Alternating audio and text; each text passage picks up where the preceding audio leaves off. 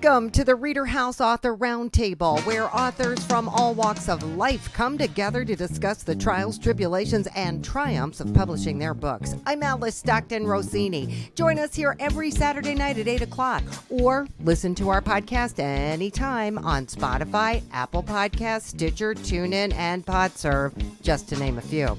The Author Roundtable is sponsored by ReaderHouse Online Bookstore, where independent new authors come first.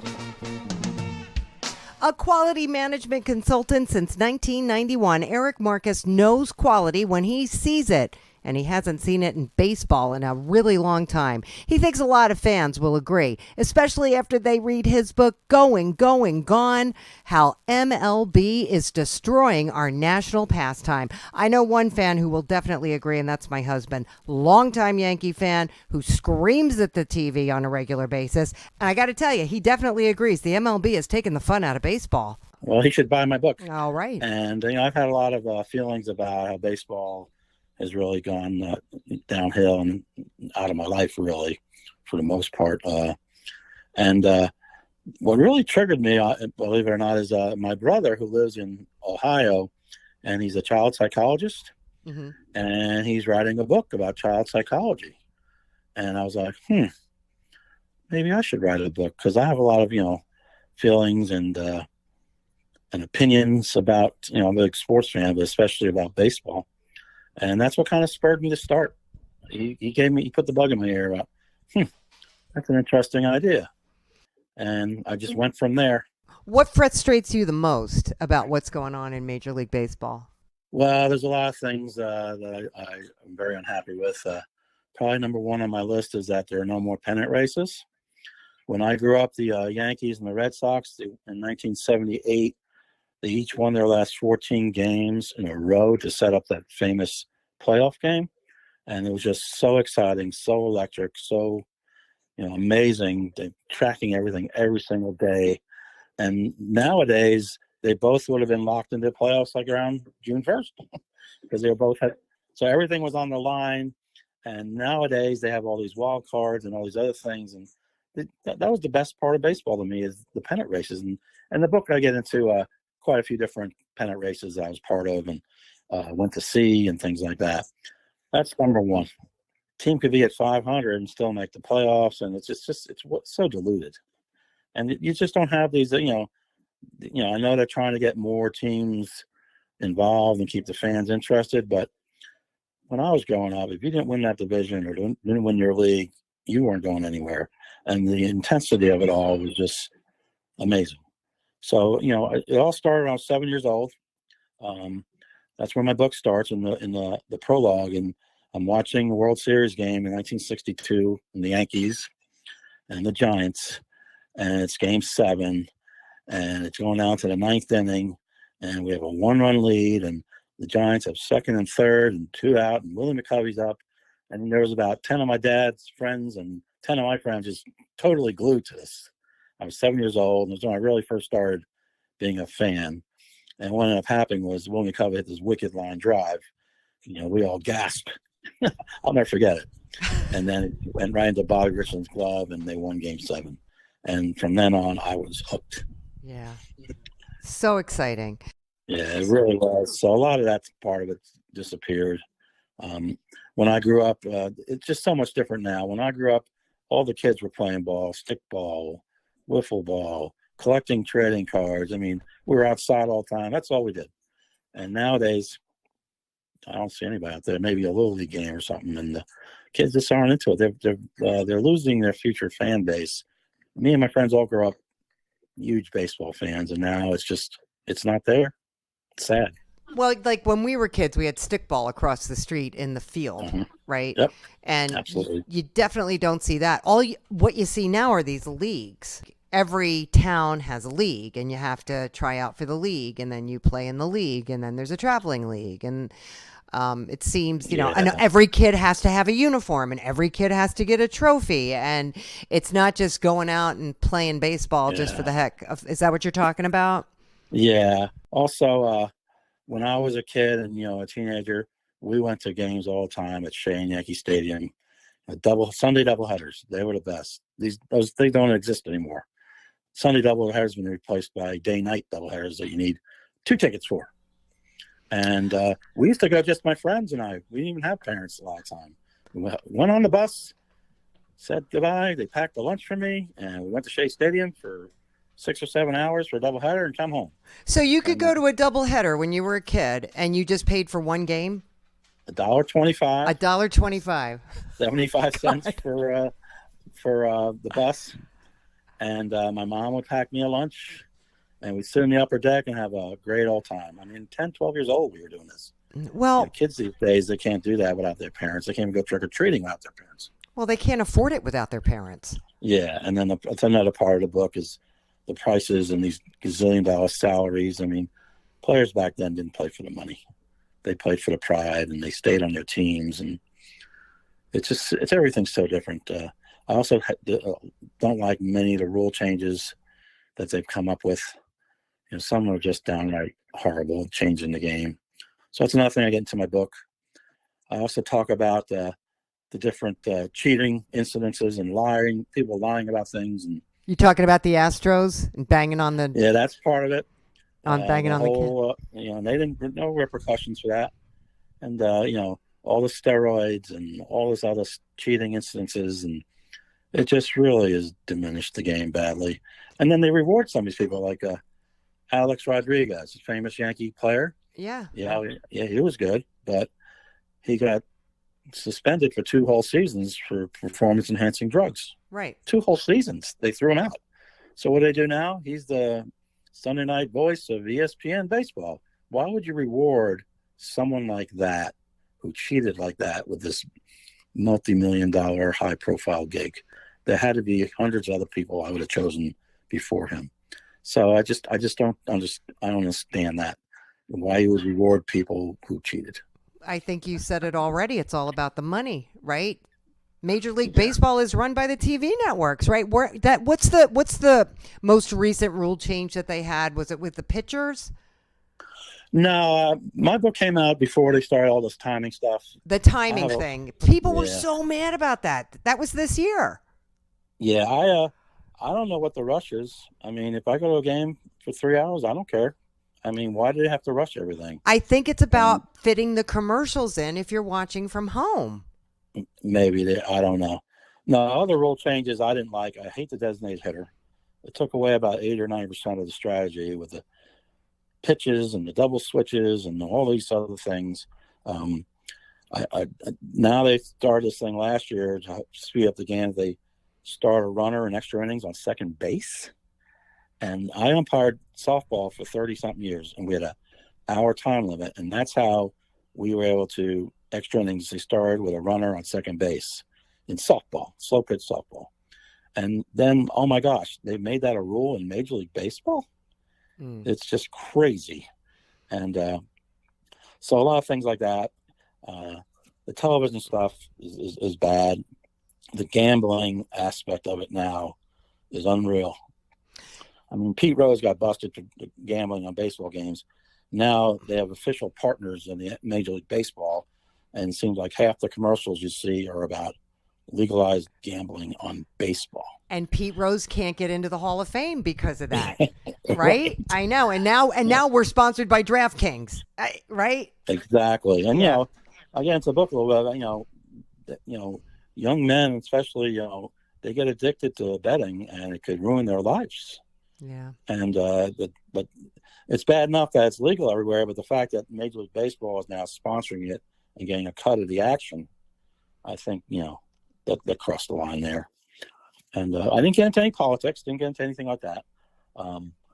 But there's quite a few things about a lot of things about my heroes growing up and who I really went to see. And I have a decent collection of cards of some of these heroes, autographed cards that I've kept over the years, and I miss it. So the intent of the book really is to, people my age who can relate to what I went through and what it was like. And then, younger people is like, who had no idea how the game was, let them know this is what it used to be like and how exciting and how wonderful and how real and human it was. And versus today where it's so commercialized, these $30 million salaries the Mets have this guy, his pitcher, Justin Verlander. Yeah, he's one, and then they got these pitchers. They're making $2 million a start. Yeah. I'm like, oh my god. And it's like and then the ticket prices are out of control. It's tough to take your family forward to a game. And Matt Scherzer. He's Max. One. Yeah. He's getting $1.8 million per start. Right. It's like, and then last year he ended up giving seven runs in the playoff game. Right. Right. Anyway, so there's a lot of things in my book that the readers are going to find out about. A lot of experiences and players who I really loved, and then the top 10 reasons why I think the sports, has a very poor long-term future, and it's not going to be like it was. Do you think ultimately that the sport will suffer? Do you think there'll be a time that fans will say, forget about it? I mean, have you just given up on baseball? You don't watch your favorite team anymore? Well, I gave up my baseball package, which I used to pay for my satellite. I'll still watch now and then. I live in Maryland, so nothing anywhere near I used to. I mean, I was addicted to it. I'll watch an Oriole game or a Met game if they're on now and then, or parts of it, but my interest has waned horribly. And this whole generation, my generation grew up being baseball fans, and this generation is not growing up being big baseball fans. So it can't help but the interest in the sport has got to wane over time. And yes, I do think it's going to be diminished a lot, and I think the bubble's going to burst. I don't think they're going to be able to keep affording these salaries, and fewer people watching and going to games. The sponsors are going to say enough's enough, and a lot of people I talk to, friends of mine, who feel the same way about it. And they don't even watch, a lot of them. Yeah. And so I really think 15, 20 years from now, baseball is going to be nowhere near as popular as it was. Nowhere near. You must be some fun when you go out and talk about your book. I bought 100 extra books. So I sold them to a bunch of my friends and to my some of my clients and things like that. I did send a letter into the local newspaper, see if they wanted to print my story last week. We'll see if they get into that. But what they told me was that, one of my first questions was, well, how do I get my book in 649 Barnes & Noble stores in the country? All I can tell you, I'm a news reporter. So I'm hired to interview people like you, edit it down, put the show together. And the people that are most successful are the ones that get behind their books. They go to libraries and do an author talk. They go to not necessarily your local Barnes and Noble, but go to a local bookstore, just a regular mom and pop store. And you say, hey, I wrote this book. It would help greatly if your local newspaper actually does an article on you. And I don't know why they wouldn't. Are you pretty well known in your community? You wrote a book, and you wrote a book about baseball, and you're in Baltimore? Frederick, near Baltimore. Yeah. You're near Baltimore. I mean, I would think that you could get some attention that way, but you're very passionate about your book. You're very passionate about baseball. And I think that if you some people, I've had people say to me, I'm a truck driver, and when I go to a truck stop, I open up the back of my truck and I've got books and I sit and I talk about them. I've had people say, I rented out a bar and I invited my friends who invited their friends, and you discuss. You can talk about baseball, and I'm sure you get some like-minded baseball fans together. You could have quite a discussion. Yeah, so I should do a little bit more. And that's what sells your books. Yeah, I should do a little bit more self-promoting, huh? You should do the self-promoting and just aim for making enough money to pay off whatever you spent to publish this book. That's exactly right. You know what? If you can just do that much, I talk to people who say the joy of writing this book is all I need. Mm-hmm. A lot of rich people write books and they're just happy to write a book and they don't really care. Or people will say to me, I don't have time to go out and do that. But if you're really passionate about your book, you start where you are and you'll figure it out. You'll figure it out. Go to a bar near the stadium in Baltimore before a game. Get some of your friends together. Yeah, that's a good idea. You put it out on the internet that you're going to be talking about your book at such and such a place at such and such a time, and, put it out there. Yeah. Oh, and another thing, any talk radio stations in your town? There are. If they're ever talking about baseball, call in. Okay. Call in and say, hey, I wrote this book and blah, blah, blah. Because I'm assuming you had to do quite a bit of research, but it sounds like you pretty much lived everything you talked about. There's only one footnote in the whole book. What? This article that was written by this fellow in the New York Post, Phil Mushnick, who I really like, and I love Phil Mushnick. Yeah, he's very like-minded on what I talked about. I actually sent him a copy of my book to read to get feedback, and good idea. He's the only one I actually quoted. Everything else was just in my brain. Yeah, but I appreciate that advice about getting out there and promoting it more myself. They send out press releases, but you know what? It's like, this is what I tell everybody. It's like when you have a baby, right? You carried it for 9 months. You gave birth. Nobody cares more about it than you do. Paige is promoting, I don't know how many books. I know I interview like 50 authors a month, 30 authors a month. Oh, wow. It's a lot of people. And they do send out press releases all across the country. But if you start where you are, you have a better chance. It's also summer. Great time to read a book like this on the beach. Yeah, and it's only 80 pages, so it's not something that's going to, take a lot of commitment to. But that's a good idea. I mean, there are radio stations around here. There's Baltimore, there's D.C., there's book places. And, with my business, I have some free time, because I set my own schedule. Okay. So I appreciate that advice, all right. About, maybe getting out there more and trying to promote it myself more. Yeah, and it's something you enjoy talking about. Yeah, and I got nothing to lose by doing that. Right. All right, Eric, it was very nice to meet you. Thank you, Alice. So I appreciate it. Good luck with your book. Oh, Alice, thank you so much. You've got it. You have a great day. Having worked for the FBI in Washington, D.C. for many, many years, we can only imagine the stories Wilma J. Roberts could write, but don't bet on it. She is a prolific children's book writer, and today we're talking about The Lucky Little Chicken. Wilma, can you tell me a little bit about what you did in D.C.? I can't tell you. It was an interesting life. Okay. So when did you start writing? My husband was an Air Force pilot. He retired, and then he had a almost fatal stroke, and he was in a nursing home, and I'd go down every day and stay with him all day and sit beside his bed and talk to him. I wrote most of my stories I wrote while I was just taking care of him. This is a children's book, right? Yes, it is. I like animals very much, and I like small children, and I wanted to send a message or some kind of a moral upbringing message to children. And this Lucky Little Chicken, in the last paragraph, is about basically what it tells you. Don't try to be like somebody else. Be yourself, because you are loved and you are special just the way you are. This is a message to kids that are, say, crippled or wear thick eyeglasses. Somebody that might feel he's different, and that other kids might tease him or something, And that happens a lot in elementary school, even in junior high. And they worry about not fitting in, not being exactly like everybody else. And my story was, don't try to be like somebody else. Just be yourself, because you are special and you are loved just the way you are. Do you have children? I have 2 grown children and 3 grandchildren. So did they inspire you? Mm-hmm. Not particularly. They're just stories that come into my head. Just out of nowhere, while you're sitting by your husband, these stories would just come to you. Yes, that's right. So I think I have 4 more laying in there on the desk. Well, tell me about the Lucky Little Chicken. His name is Lucky. And his mother laid him. His mother was a chicken.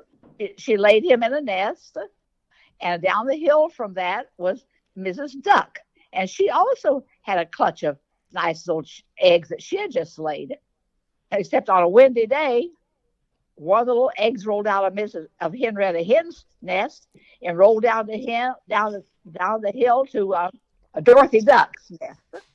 Dorothy Duck wasn't smart enough. She had never done very well in math in school, so she didn't know how many eggs she had. So she thought it was her own egg, and they all hatched, and Lucky hatched out with 4 little ducks. He tried to be a duck too. So he grows up, he sees I'm different. I'm a red, and then my brothers and sisters are all white, and they're different. And I don't like to be different. I want to be the same. So he goes to the big field of cotton, he stuffs all these little cotton balls under his feathers to make him look like he's white. And it doesn't work because a rainstorm comes, and washes it, makes all his little soft balls of white cotton all wet and ugly. And then he goes to the river, and his mother takes him down to the pond and get food, and they're eating grubs. And he says, "Oh, those grubs they're awful looking. Do you have to eat those things?" And he goes over to a pan of corn in the barn and eats some corn. Then Mrs. Dorothy Duck takes him down to the stream so they can learn how to swim. And his little brothers and sisters swim just fine. But when Lucky hops in, all he does is sink. He doesn't know how to swim.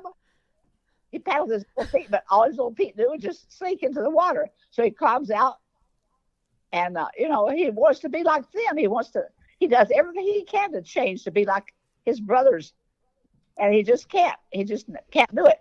So that was the moral of the story. Don't try to be like somebody else. Be happy with what you are and do the very best with what you have. Oh my God. That's great. Is Lucky in all of the books? No, I have different stories. The next book I have already submitted is called The Silver Slippers. It's going to come out about Christmas time because it's about a Christmas story. Well, do people know that you're writing these children's books? Yeah, I gave a copy to the guy that cuts my grass for his children. I gave a copy to my grandchildren and to my next door neighbor for her little children. You're just giving them away. Yeah. No, I never talk. It's too egotistical to go out and say, well, I publish books and all that. I'm still working. What do you do? I don't work for pay. I work as a volunteer. I've been doing volunteer work in a community for the last 12 years. Oh, that's great. Do you bring your books with you? No, no one knows whether I've ever published a book, honey.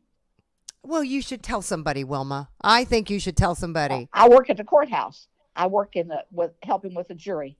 And I bet they all have children, or they have grandchildren, or they know somebody who has children, and I bet they love you.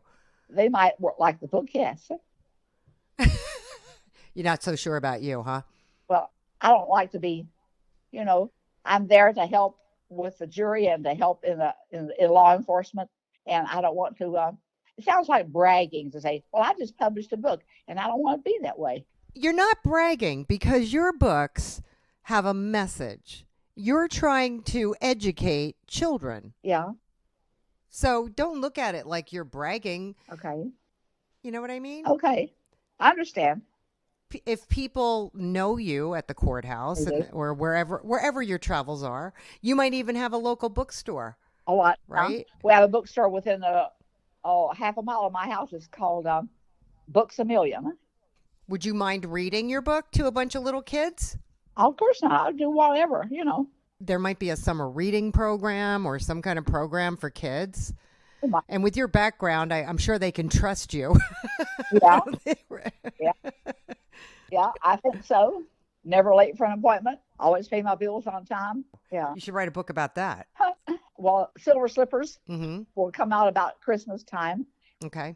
The next one I'm going to submit is called On Wings of Friendship. I like that. It's about a little mouse. He's going down the street, and he hears his cry. He looks over, and a seagull had flown into a rock, and he was hurt, and he hurts his wing, and it hurts his leg. And this little mouse comes, and he brings food to him and helps him. But then later on, a storm comes, and this little mouse's house with his mom and his little sister, they're in danger. And the seagull that he had helped him keep from dying because he brought him food all the time, so he got better. The seagull comes and puts the mouse's family, puts them on his wings and flies them out to safety. That is sweet. That is so sweet, Wilma. Anyway, that's what the story's about. I want all my stories, if I can, to have some type of a moral fiber woven in there, because the world, as we all know, needs a lot more love. We need to spread more love and kindness and understanding if we can. And it starts with the youth. If they know as a child that you help older people when you can, you don't make fun of people because they're different, treat people with kindness, because it's the right thing to do. That's the kind of stories I want to write. That's the kind of stories I want children to read. Good for you. You're an inspiration. Thank you. All right. Listen, thank you so much for calling me back. You're most welcome, honey. You have a great day. I will. Honey, my mother told me years ago, every day above ground's a good day. Hear, hear, Wilma. Thank you. Thank you so much, Wilma. Have a great one. I will, honey. Bye, love. Bye-bye. A pet sitter and dog trainer for almost 20 years, Kimberly A. Mercer-Wagner started writing Turning Point in 2006, and finally it's published. Now, I know that sounds like a really long time, but this is one major accomplishment, isn't it, Kimberly? Well, I have a learning disability, so I didn't know what it was. I was never really diagnosed until I had to do it myself when I was older. I had to go to Hofstra University and get physically diagnosed. I had to pay $1,000, but it was worth it because I figured out what it was. It's besides promoting my book, I'm trying to promote people who have a learning disability, trying to achieve their goals without getting frustrated. What's your learning disability? It's auditory dyslexia. Okay. So basically, if you tell me to go get a gallon of milk, I come back to give you a gallon of orange juice. No, that's the analogy I can give you. So it's a processing thing. Right. And so I do basically, it's called an oratorial program. It's a learning program. It's basically, it redirects your mindset when you put it on. It has a lot of classical music, Gregorian chant, but basically redirects your mindset. So if you have a left and a right brain. So whatever language that I have, it makes it more powerful than the other side of the brain.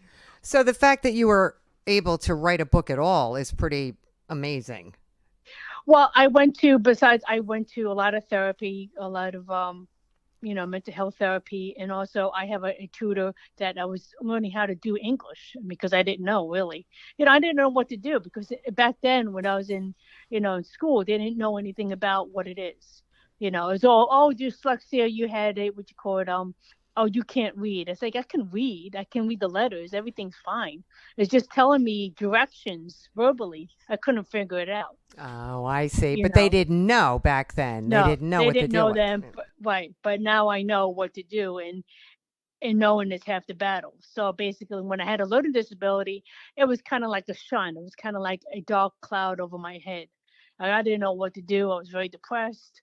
They were more involved. They were more concerned about my mental state than regarding what do I do next, because I wasn't really up for grabs regarding college. I didn't go to college. Right. They didn't tell me that. They didn't tell me, oh, you take the SAT and all that stuff. I didn't. I was stuck. Right. So my husband helped me regarding the hearing program. Also, I got a tutor. So I told my friend Connie, let's do the book. And she says, oh, no, don't do it. I said, I gave her one page, and it was all, she was a teacher. So she had all red all over the piece of paper, one page. And she told me not to do it. I said, well, I'm doing the English. Let's challenge myself, see how far I can go. I'm very creative. So I found out my creativity is stronger than book smarts. I said, let's figure that out. I can't, solve world hunger. I'm not an engineer, but I'm very creative. I'm very good at trying to figure out like my book. Well, when I read about your book, I thought, geez, if any of this is real life, this is pretty, it's like a James Bond book almost, Yeah, it's kind of like James Bond, 24, that kind of thing. Yeah, 24. I loved that show. I love 24. Yeah. Right. But guess what? This character, Keith Hayden, is trapped as his own. He's trapped in his own self. He never went to therapy. He never went to mental health therapy to get resolved his past. He was stuck. So basically, he's like, okay, I'm going to I have a young family. I'm becoming to be a DE agent. I have to do this, do that. But he never figured out the core of his problems. Okay. So guess what? It haunted him in his future, his present and his future. Meanwhile, his wife is like going against everything he's trying to do. So it's not help. It doesn't help anything. Well, you say that, she's not being very nice. No, she's not. She's cheating. Right. She's cheating, but basically she's replacing what his father used to do. His father was a womanizer. His father was abusive verbally and physically. His wife is the same way. So he's used to that. Therapy, I had a lot of anger, frustration. It was a lot. I mean, I dealt with a lot over my years, and it's like, well, let's do it, because this helps me regarding my, going to therapy, but this helps me regarding my English, my creativity. And when I was young, I wanted to write a book, and someone told me, "Oh, you can't read." That's what, are you mine or what? So that determination made me want to do more. I say, well, I'm going to do it. So you say here that, Agent Hayden is heading towards destruction, and worst Right. of all, his unhappy childhood. So I guess Right. that's something relatable right there. Oh yeah, because it's a dark secret, and he didn't want to admit it, so he override it. It's like, oh no, I don't have a problem. I had a great childhood. Meanwhile, he didn't. And like I know I have a learning disability, but no one knew about it. But now they know. Right. And then you throw in the drug lords lurking. Right. Because he- I guess Got- his business is business. He's got to be an agent. He's got to protect. He's got to protect the community. So he's a good agent. He's a good agent, but he was very confused at the same time, because he was battling his personal problem, his life, his childhood. He never resolved it. He just finally figured out that he loved his father. His father was very ill. He was an alcoholic. He was a womanizer. He was a woman beater. He beat up his wife, his mother. It's hard, and he would and it's hard to figure out if that was normal. So he just took upon, I'm going to raise my children the way I think I can raise them. But meanwhile, he just gave up entitlement because he just let his wife do everything. Right. And that, guess what? That's not how it goes. So he realized I had to make a turning point. That's the title of the book, is to change. If I don't change, it will never happen. So he's got to change. He's got to admit that he has a problem. He's got to admit that he had an abusive childhood. He's got to admit that his wife is abusive, and he can't deal with that anymore, because it's not going to work out, because guess what? He has children that he's got to be responsible for, and a career. So like you, he took matters into his own hands. Right. To figure it out. Right. And not hurting anybody. It's just trying to figure out it basically self-improvement. It just should not help. It doesn't hurt anybody. Right. It just tries to improve yourself. You can't change what other people think and what people do. That is so true. You got to make yourself an example. So I'm trying to make an example for myself, and also for people who have a learning disability, that during a time when I was born in the 70s, so we didn't know that stuff. It's like no one knew. Now now they have resources. Right. Back then they don't, Do people know you wrote this book? I have family members. I have social media kind of thing. You have more than a book here. You have a success story. You're somebody nobody ever thought you would be able to do something like this. And here you are, a published author. That's a great story for an author talk at the local library. That's a great story for a school where children like yourself are being helped. Right. You have a story, not just the story of your book, but the story of how you got this book done. That's a good idea. I'll have to think about that. You think about that, because this is great. Good for you. You should be very proud of yourself. Thank you. Yeah, it was not easy. And after I finished this book, I cried for it. I mourned for it, because it was so many years of putting it's not just the author's view. It's every character's view of the trials and error of life. Right. Between Dr. Elise Shepard trying to help this agent. Meanwhile, she has a code of ethics. She can go to the authorities, but that she can't. But she's like, going to help somebody out, Are you going to keep writing? I'm thinking about it. It's 17 years. It's a lot between, my life itself. I lost my husband 4 years ago. Oh, I'm sorry. Yeah. So I'm trying to raise my daughter, in a different state than I used to. I used to live in Long Island, New York. my family is. So we're trying to get a fresh start, and she's doing very well in school. So I'm trying to do that. In between that, I didn't know between my husband passed on, my sister and my father passed on within the 4 year period. Oh, It wasn't jeez. easy. So I say, well, it's now or never. Get this finished so I can move on. All right. Well, I wish you the best of luck, Kimberly. I thank you. We hope you enjoyed this edition of the Reader House Author Roundtable, where authors from all walks of life come together to discuss the trials, tribulations, and triumphs of publishing their books. I'm Alice Stockton Rossini. Hope to see you back here every Saturday night at 8 o'clock, or just listen to our podcast anytime on Spotify, Apple Podcasts, Stitcher, TuneIn, and PodServe, just to name a few. The Author Roundtable is sponsored by ReaderHouse Online Bookstore, where independent new authors come first.